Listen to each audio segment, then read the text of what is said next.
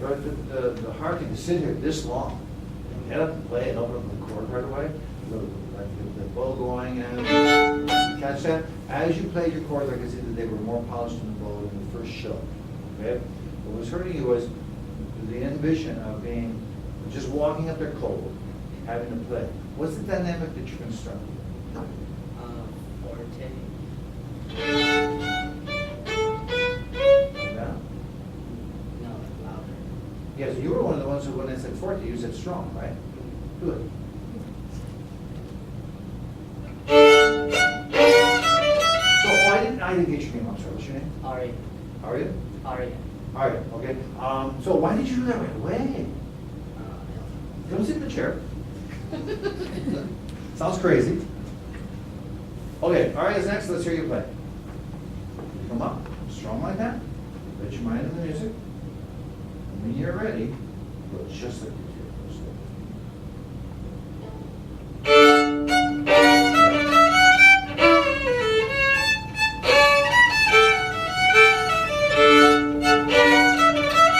Keep giving yourself time to chords like you do to yom, bum, pa. That's then you're going to come out of that. So when you've got the double chords like close together like here, that you come. When you're going to take time, don't be in a hurry off your chords. Just in the beginning. That again. Take a little time with things.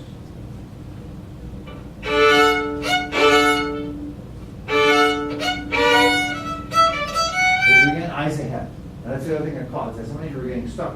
Not because you couldn't play it, but your eyes weren't, your mind and your eyes weren't ahead of them.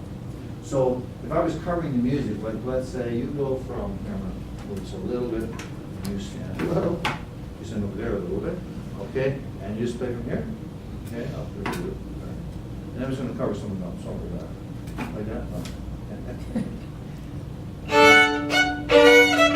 No rush.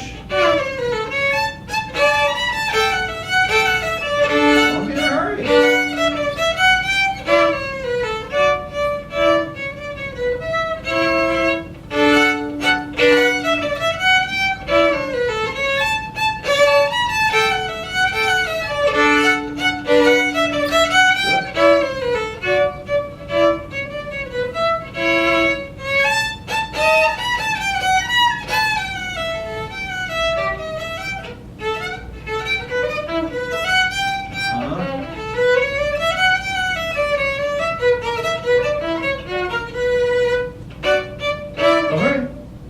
Da-da-da, but jump, bump, just so I covered the notes, you know. So you're beating.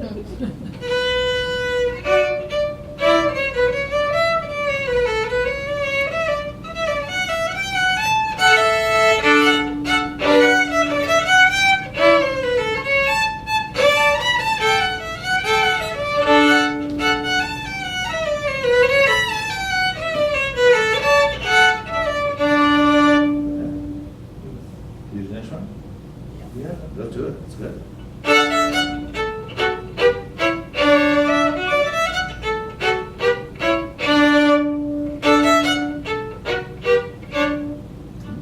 Let's do it how you normally do it.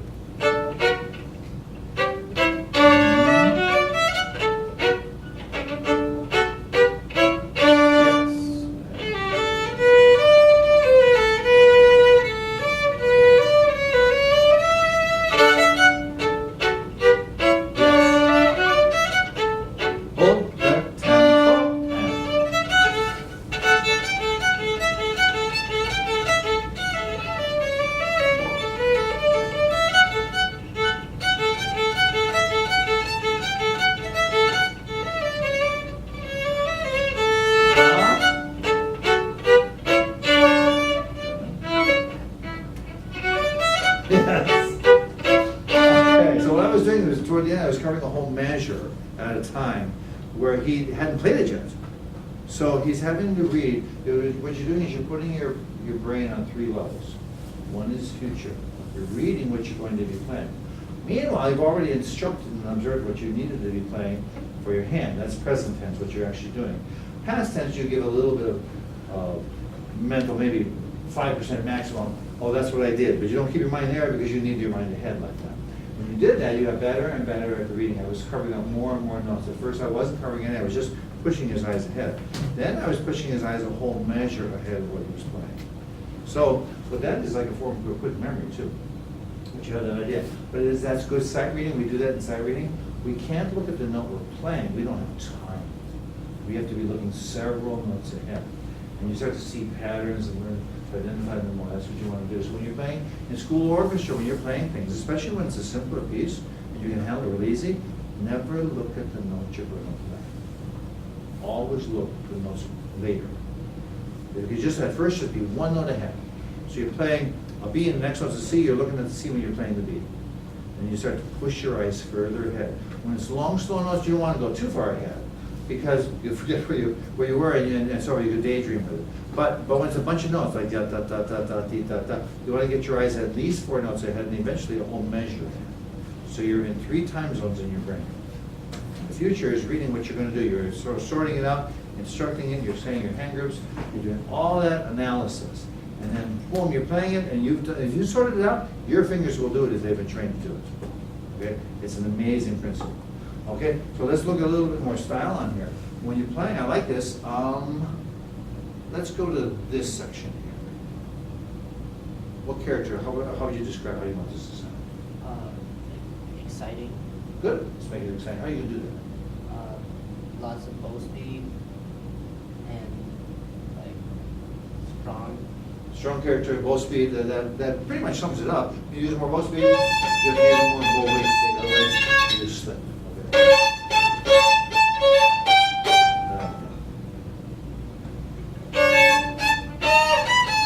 Now you want to get the clarity of this was good. What was next? Tritone. The tritone, what notes are those? A and D sharp. A and D sharp. So this A and this D sharp. I didn't hear the tritone. I hear it now. Was it that clear? No. Okay, so simply just make it that clear. Go back here. Oh, am I playing wrong for that? C sharp, right? Yeah.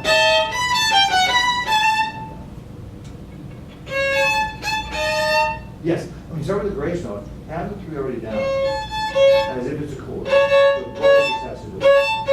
Don't go. Always have the neighboring note down here in 2 strings, even if it wasn't a fast note. I'd have both. I was doing that, I'd have both down. The bow is nothing away from it. Yes, and going up, so bum bum da da da da da. You got to dash off it too fast, so this is good. And I'm hearing that now, when you're ready up there. Now there's a little secret, because the same value would be tend to make you late. So what am I doing?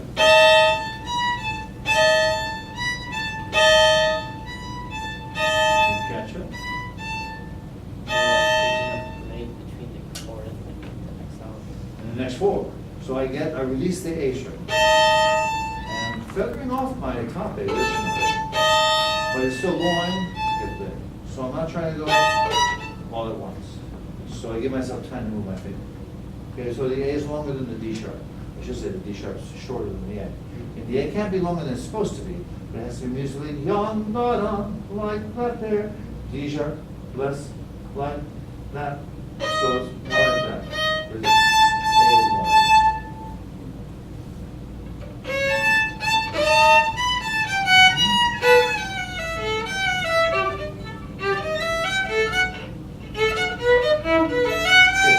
Use more pendulum of your arm. You're a little frozen in here.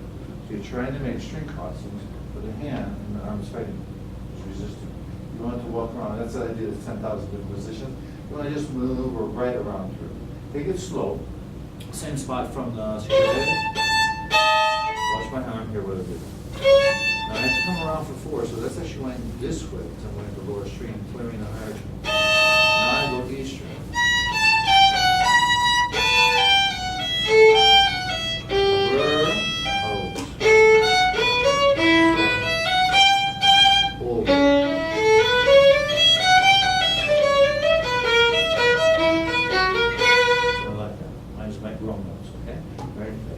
Take your time, slow down for anything you want. When any string crossing move, pause, Make the move, and then analyze.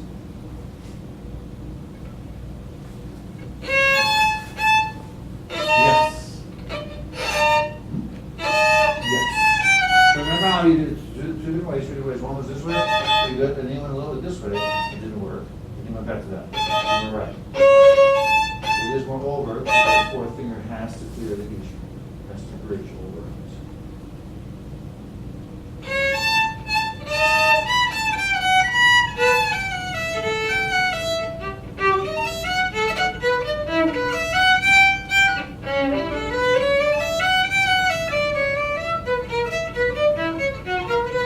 Good, now, switch your gears to the bar more, because you have a very good sound when you use it, okay? Like when you first walked up, you didn't have a very good sound, you were tired. I would have been too. Anybody would be, okay? But then I had you walk up again, and you just kind of walked up like a man doing what most of us going to do, and you went and did that. In here, you're letting go of your sound quality a little bit in this section. So again, go slower. Now here, I'm going with double string. The dissonant, it's a very rich tone. Now I have a skinny little E string. You shouldn't call it a skinny E string. Maybe more bow. And spin the sound more. How we use that bow. Try that.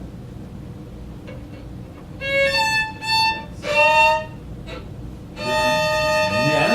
And lots of bow now. That's it. When you did that, you went from this to out here. Again, this is reverse crescent. This is the one that doesn't sound so good. Okay, this is the one you go out here, it's like, oh, that's the same bow pressure. Which do you want? Number one or number two? Number two is crescent. So why would you do anything else but? Now, mind you, I've had students study with me for a number of years, and I still tell them every lesson crescent bow. One of them just sent me a videotape for their high school audition for the chamber orchestra. And I said, she asked, is it okay? I said, well, it's kind of okay. Yeah, it's probably a pass. But did you look at your bow and your scales? She was doing a scale. I couldn't believe this. She knows that. She said, going la la la, like that. Okay? And then she was rushing some other things, and it's like, well, you can send that in and out. They'll accept you. It's all right. You're an advanced player. But she didn't look advanced at that point anymore. I wouldn't call it advanced. So, just Speaking do of, that. Mr. Lecher, Yeah? can we get a couple minutes of group crescent bow work?